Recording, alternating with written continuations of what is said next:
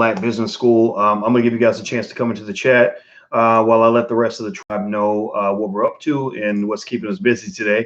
I hope that everything's going well for you. We're getting ready for the All Black National Convention, which is the coolest Black event in the world. It's really, really good. We're really not just informative, but we're also very solution oriented. You guys know I'm a mathematician, and one thing mathematicians know how to do is solve problems. We've solved the Black wealth problem. That's solved. We just need to implement. We've solved the education problem for Black people. That's been solved. All we need to do is implement. We've solved a lot of the Black political problem. All we got to do is implement. So ultimately, if you want to know, the main thing that we're all about is what we call the Black Core of Three. The Black Core of Three is that we believe Black people should educate our own children, create our own jobs, and support Black businesses. Educate our own children, create our own jobs, support Black businesses. You can call that the educate, create, support paradigm, if you will, or doctrine. The educate, create, support doctrine. Educate, create, support, ECS. Type that in the chat. Everybody type ECS, educate our own children, create our own jobs, support Black business. Type that in the chat. ECS. That is what we believe. So type in ECS, educate our own children, create our own jobs, support Black businesses. Say it whatever you want. Say it, if you feel inspired, say it if you believe it. Say it if I've convinced you. Say it if you believe that's what is true in our community. We must educate our own children so that they're not being screwed up in the public schools. We must create our own jobs so we're not begging for jobs from other communities. We must support Black businesses so we can redirect some of that 1.25 trillion we give away to white people. Before y'all beg for a reparations check for $500 billion, stop giving away 1.2 trillion every year, and then you can start right there, right? A big step toward making income is stop giving away so much of your money, right? Stop spending so much, and then you'll have higher income. That's basic math, right? Okay, so hit the thumbs up button. Please hit the thumbs up button, share, and subscribe. Also, a lot of you have subscribed to the channel. Those who haven't, hit the subscribe button. But just know this. Here's another thing I'd like for you guys to know about. I figured this out. We have hundreds of thousands of subscribers who do not get notifications when we go live. They do not get notified by YouTube when we go live. In order for that to happen, if you like the channel, if you want to get notifications, all you got to do is hit that notification bell. There's a notification bell right next to the subscribe button. Look for that and hit that bell for me so that you will get notified when I go live, and you'll get notified through the YouTube system. A backup point, if you'd like, is to go text the word Boyce to 31996. Now, my boy said, get to your point, dude. Damn. Well, I'm gonna let you know. This is the platform for intelligent Black people, not for Negroes with short attention spans. So if you can't wait 2 minutes to get to the point, if you got to go, if you got to have everything in 30 seconds or less, then I am not your fucking friend. I am not the guy you should be following. You need to just go get off the channel right now, because this ain't the place for you. Just know that. This is not the place for Negroes with short attention spans.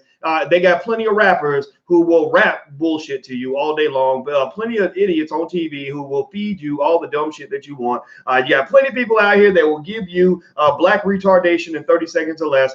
I'm not that guy. So let's just be clear about that. So Negroes who have short attention spans should look for the door to the left, and go ahead and y'all can walk on out that door. All right, so let's get started here. Here's the deal. All right, so Stephen A. Smith made a comment about Antonio Brown. You guys know we've been talking about Antonio Brown recently, and Antonio Brown is basically a guy who just who did some stuff that didn't make any sense. I don't know if you guys know about Antonio Brown. Give me a yes or no if you know who Antonio Brown is.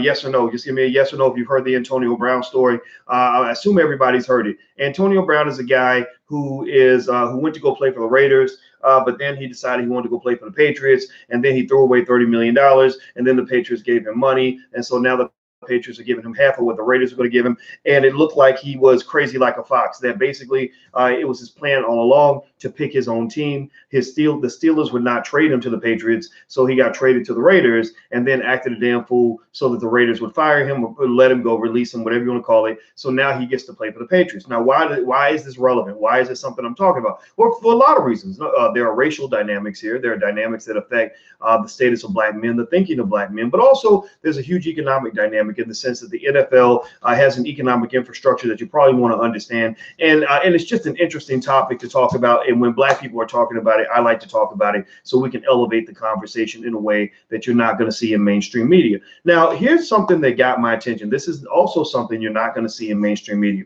So I saw Stephen A. Smith, who is a noted black commentator, probably the most noted commentator in all of sports right now. He's doing a really good job as a black commentator. And I don't have no hate on Stephen A. Smith. I'm gonna say I was on Stephen's show twice. He had a show called Quite Frankly with Stephen A. Smith. Steve had me on the show twice. He was very respectful both times. So I must say that before I jump into why he was wrong about this. And then there was another time where I was doing something at Madison Square Garden a few years ago, and Stephen A. just happened to be sitting there watching the interview or whatever, and we just gave each other a handshake and I walked out the door. So Stephen A. is not a guy that I hate, although Stephen A. is a guy who has been accused periodically, every now and then, of earning what Vicky Dillard from Fly Nubian Queen has this thing, and she sent me a replica of it. It's called the Butter Biscuit Award, and you see that's the dog chasing the coon that's on top of the tree. So the Butter Biscuit Award is something that Vicky Dillard at Fly Nubian Queen likes to give out every now and then to whatever Negro on TV is just acting a damn fool and saying things that just don't make any sense. So Stephen's earned the Butter Biscuit Award. He's a multi-year recipient. You know, he got as many Butter Biscuit Awards as as Michael Jackson has Grammys, and so he's earned the Butter Biscuit Award on quite a few occasions. Does that make him bad all the time? No, but he's picked up a couple of Butter Biscuit Awards, and I'm sure he's quite proud of that. Now here's where Stephen A. stands. Right, Stephen A. to me is a guy who has he has a little bit of I don't even know if it's an old-fashioned perspective on things. I don't think it's old-fashioned because, you know, cooning wasn't cool even 60 years ago. There were people like Dr. Claude Anderson and Malcolm X and others who still would have said, you know, this don't make no sense back in the 1950s. But Stephen A. represents a specific way of thinking. Right, he represents what they call Negro respectability politics, if you want to call it that. That basically says the way that we can succeed as black people is that we behave. We must make sure that we manage each other's behavior so that we don't embarrass ourselves to the good white folks, so that we can meet the wonderful standard of whiteness. We can be as good as white people and get opportunities in a white man's world. That's kind of the thinking. That's the logic, right? Kind of like an overseer, you know, like boy, you better be quiet, sit down, because Mr. Charlie coming, right? You know, whatever, right? It is what it is. It happens, right? Most of us know black people who think that way. And that kind of came out when he was talking about Antonio Brown. Now, why do I bring this up? I watched and I followed, you know, the analysis of Antonio Brown because I was really trying to understand. I figured out the puzzle for Antonio Brown. I went down. Oh, if you guys want to know my deep analysis on Antonio Brown, there's a video I did on drboycetv.com that you can watch that I put up yesterday, where I basically gave 8 reasons why I believe Antonio Brown orchestrated all of this from the jump, and why you're not going to hear. I doubt if you're going to hear anything out of him in the Patriots organization. People think he's going to behave the same way in New England that he behaved in Oakland. Antonio Brown is a little crazy, but he ain't stupid. In the sense that, you know, he's had many years where he played in an organization, showed up every game, showed up for the meetings, did what he's supposed to do, but now he's just antsy. Now he wants to go win a Super Bowl, and that was, I think, his master plan was to sneak his way into an organization that can help him do that. Now, the thing is that, you know, I heard Stephen A. use language that really was interesting to me. And he's sitting at ESPN, and he's talking at a table full of white people, and basically he says that, you know, Antonio Brown is an embarrassment. He is an embarrassment, right? And then he talks about, you know, he has no integrity. He's this, he's that. He acted a damn fool. He embarrassed, and he kept saying embarrassment, embarrassment, embarrassment, right? The word embarrassment stuck out to me, right? The word embarrassment stuck out to me. And let me tell you what. When I heard that Antonio Brown was an embarrassment, I think my question was, an embarrassment to whom? An embarrassment to himself? Yeah, probably. Yeah, I can agree with that. That's arbitrary. You can have that opinion. An embarrassment to his mama. Maybe his mama's like, that's my baby out there. I don't want my baby acting like that. Maybe an embarrassment to the rest of his family, possibly. Maybe an embarrassment to, I don't know, his high school coaches or his hood. Maybe an embarrassment to the Raiders, right? Because the Raiders got played. The Oakland Raiders got played. They signed this guy. It's like starting a relationship with somebody who you think wants to marry you, and you find out they just using you, you know, so they can have a one-night stand so they can get to your best friend. That's what it is. That's that's what it is. It's basically the Raiders got used, and I think I mean I don't know if anybody else has ever been used in a relationship situation. Well, yeah, it hurts. It does. It sucks. It stings, right? It kind of hurts to the core. But Antonio Brown is not an embarrassment to me. He's not an embarrassment to the Black community, because we know that Black people are not the same. What is there some belief still out there somewhere that people think that if one Negro acts a damn fool or does something unconventional, that it somehow reflects the rest of us, that there's a contagion, there's a social contagion effect that says that if this Negro acts an ass, I'm going to assume all Black people behave that way? Well, that's your problem, not mine. That's your problem. So tell me yes or no. Yes or no. Do you feel that Antonio Brown was an embarrassment to you? Were you at all, give me yes or no in the chat, yes or no, did you feel embarrassed by the behavior of Antonio Brown? Did you feel like, oh gosh, I'm so ashamed, I'm not going to get a job at the post office because Antonio Brown was acting an ass today? Okay, I see one, James Butler says yes, but I see a lot of no's. Big Dino and Miss Barris, I see a lot of no's, a lot of no. Make you say no, right? I'm not embarrassed by Antonio Brown. Stephen A should not be embarrassed by Antonio Brown. Who the fuck are you trying to impress? Who are you trying to impress? When you say that someone's an embarrassment for you, you're implying. Let's go to school on them right quick. Let's look up the word embarrassment. Let's see what the definition says. An embarrassment. An embarrassment is a feeling of self-consciousness, shame, or awkwardness. A feeling of self-consciousness, shame, or awkwardness. So yes or no? Anybody feel? Let's go through the symptoms. I'm gonna give you a diagnosis real quick, Ron, and the Greek surgeon and Arthur Thompson and Sanjay. Let's check through the symptoms. Okay, so I'm the doctor.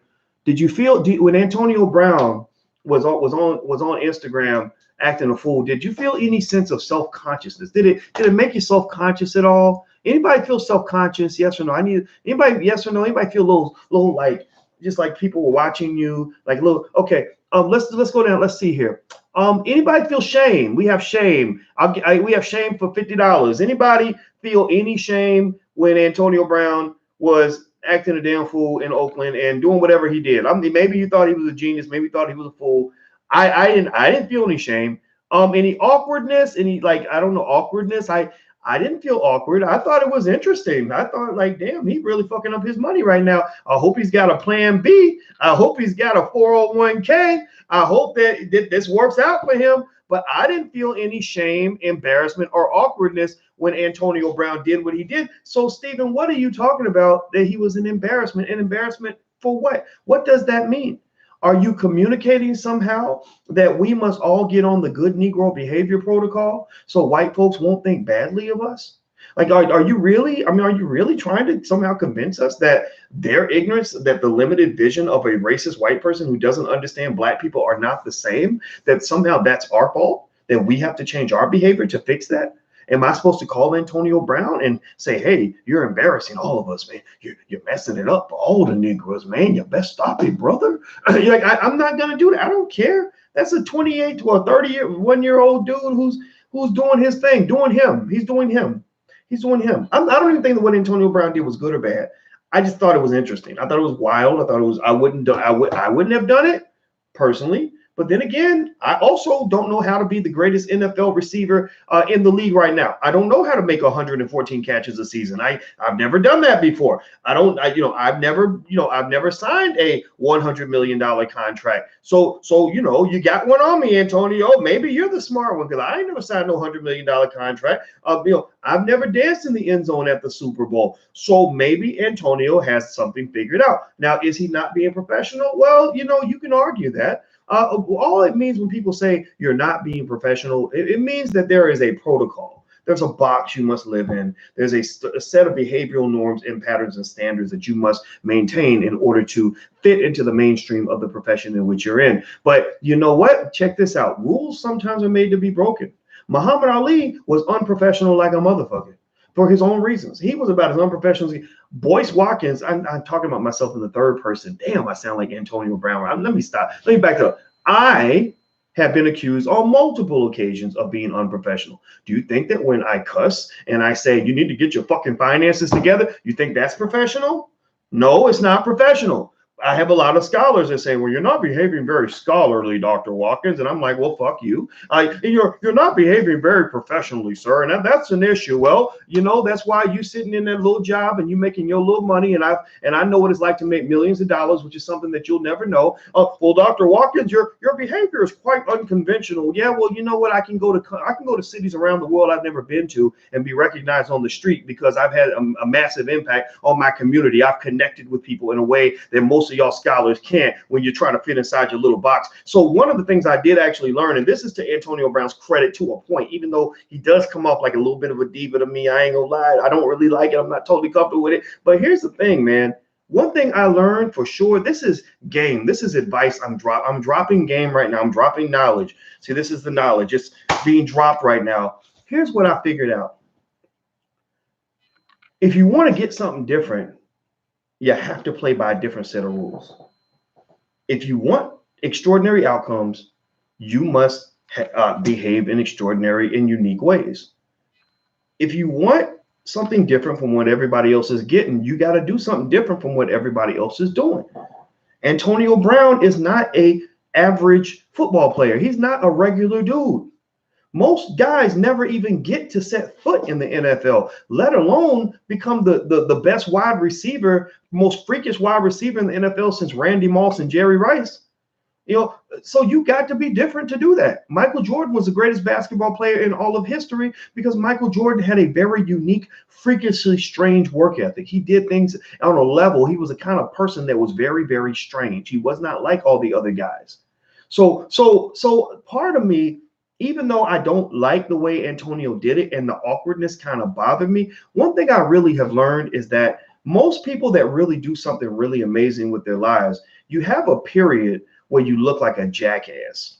You look really stupid. Like Antonio Brown had his jackass period where he went to the Raiders and he's acting damn fool. Nobody understands it. People, we all fear that which we don't understand. And he's doing all these things and he's saying all this stuff. And even I'm like, man, this is crazy, bro. But now he gets a chance to play for a Super Bowl contender instead of wasting the rest of his life like just literally like rusting to death as a Los Angeles Raider or Oakland Raider. The Raiders ain't winning no Super Bowls no time soon. I'm sorry. They haven't had one. They've only had one good season since 2002. Raiders ain't going nowhere. Antonio Brown said, I'm getting old. I might have 3-4 years in this game. NFL does not stand for National Football League. NFL stands for not for long. 31 years old is like a grandfather in NFL years. He trying to go in and win his Super Bowl before he's done. That's what he wants, not necessarily what I care about one way or the other. So he figured out how to get what he wanted by breaking some rules and doing things his way. And if you think that that's selfish, you're probably right. But guess what? Those teams are selfish too. You think that he is not an honorable guy and he told some lies to people? Well, guess what? Those teams lie to people all the time, every day. Right? You think that he was underhanded in his behavior? Well, you ever see what they do to players in the NFL? You see what they do? They break your body down, give you brain damage, don't even want to pay you your retirement compensation and your health benefits, and then they cut you after you dedicated your whole life to this sport. They literally spit you out like a $2 hole. So maybe he went from being played to being the player. I'm not saying that it's right or wrong per se. I'm saying it must be right for him because apparently whatever result he was looking for, he got something good because he's running through the backyard in that video, jumping up and down, saying, I'm a Patriot now. I did it. Right? So that's my point. My point is that most people who are great at something, I have found, go through a period of embarrassment because you have people around you who do not understand what you're trying to do. Most of y'all, for example, are going to be great entrepreneurs. You're going to make millions of dollars. You're going to leave millions of dollars in wealth for your family, but you have relatives who don't understand what you're doing. They will never understand why you left that $25, $30 an hour job at the post office so you could go start that little raggedy business. They won't understand it. You're gonna look stuck on stupid, hella stupid, right? When I decided to go the path that I went, I had black academics in academia that I thought were my friends who literally stopped associating with me because my speaking out against racism was going to get them in trouble and cause issues with the white folks. So in their mind, they're like, Boyce is an embarrassment. He keeps talking about this racism stuff, and we can't do that around here because in academia, the rule is that you're supposed to be quiet and do your job so that one day they'll give you a promotion and give you a raise. Right. So most people go through that period of embarrassment. And that's why most people don't become extremely successful, because most people spend their lives worrying about what other people think. And here's the deal. Here's the reality. If you want to get to heaven, you almost always have to go through hell. If you want to get to heaven, you got to go through hell. Most people do not want to go through hell, so most people do not get a chance to get to heaven. So for Antonio Brown, I'm actually kind of happy for him because it sounds like he got to his heaven. He wanted to get out of Pittsburgh. He wanted to play for the Patriots. He got that. And he had to go through a little bit of hell where he's got some making up to do. He took on a debt. Like it's like when you start a business, you take on debt and you fall a little bit behind. Then you got to play catch up. But let me tell you what, as soon as he goes down to Foxborough and plays for the Patriots and starts scoring touchdowns, it's going to seem like ages ago. They're going to forget about that shit they're going to forget about that stuff overnight. They're not going to remember any of this when he gets to Foxborough and starts helping them win games. And the Patriots are some bad dudes. They won the Super Bowl last year and now have a team that is better than the team they had last year. So I'm happy for the guy. That's my even Stephen A said today. They said, so what's going to happen now with the Patriots? What do you think's going to happen? He said, oh, they're going to win a Super Bowl. He said, of course they're going to win. Can't nobody beat them. Ain't nobody out there beat. Yeah. So that's my take on it. And I think the Stephen A statement about Antonio being an embarrassment is not accurate. I'm not embarrassed by Antonio's behavior, and we don't got to go through life tap dancing for white folks, hoping that they somehow approve of us. And even the intelligent white people understand Antonio Brown is not like everybody else. The same time the Raiders cut Antonio Brown, Julio Jones down in Atlanta signed a $66 million deal. And I believe, if I'm not mistaken, Julio got $64 million that week. Like right then, it's like this ain't guaranteed money. This is instant money. Those are two different things. Guaranteed money is one thing. Instant money is a whole different thing. And I'm speaking as a finance professor. Mathematically, those are two very different things. Instant money means I'm writing you a check right now for $64 million. You can invest that $64 million, turn it into $80 million over the next 2 or 3 years. That's very different from $64 million guaranteed over a 2 or 3 year period, because that impacts what is called the time value of money. $1 today is always worth more than $1 tomorrow. So for him to get $64 million in instant money right now says a lot. It says even though Antonio Brown acted a damn fool, not much has changed, and there is some market value that high quality players have, whether you want to believe that there's a hierarchy or not, whether you want to believe that you're the boss and they're the employee. Yeah, okay, fine. We'll bring in a superstar to your team and see how quickly you can just behave as if you're the boss, like y'all working in a factory for Amazon.com or something. It don't work like that. It does not work like that, right? So anyway, that's my 2 cents on it. Hit the thumbs up button, share, subscribe button. Don't forget, I saw Vicky Dillard in there. How you doing, Vicky? The All Black National Convention. She's going to be at the All Black National Convention on September 27th, along with a lot of great people: George C. Frazier, Sharif Abdul-Malik, D1, the rapper, Willie D from the Ghetto Boys, Danielle Pierce, a financial expert, attorney Nicole Compton, Jade Arundel. A lot of great people are going to be there. So if you want to come on out, go to allblacknationalconvention.com. And actually, in fact, I'll be in Louisville this weekend, and then I'll be in New York doing an event a few weeks after that. So if you want to learn about all the events, go to drboyceseminars.com. That's drboyceseminars.com. Now, do this for me real quick if you can. Even if you subscribe to the channel, you're not going to get notifications unless you hit the notification bell. So if you could hit the notification bell, and it will notify you and let you know whenever I go live, because I go live sometimes at all different, I get sometimes at night, sometimes during the day. Whenever something happens, I go live. So hit the notification bell, and it will let you know when I go live. And if you love the platform like that, then we can hang out and we can talk all the time. And also, if you guys want to call in and state your opinion, we call it voice your opinion, like get it, voice. If you want to voice your opinion about the show or anything going on in the world, or ask a question, you could call this number. Write this down. Somebody type it in the chat. You can call the number 773-302-0414. That's 773-302-0414. Now, if you want to call the Black Business School, you can call that same number, except instead of 0414, you call 0212. That's the Black Business School, where you can actually talk to a representative on the phone and get help with your personal financial wealth plan. You want to get out of debt? We got people that can talk to you about that. You want to fix your credit? We got people that can help you with that. You want to build wealth? We got people that can get you started. So feel free to call either one of those numbers and check in. What's going on, Jamad out of Chicago? Good to see you, my friend. All right, so I'm out of here, guys. Have a good day, and please hit the thumbs up button, and I'll talk to you guys later. Be good. Peace.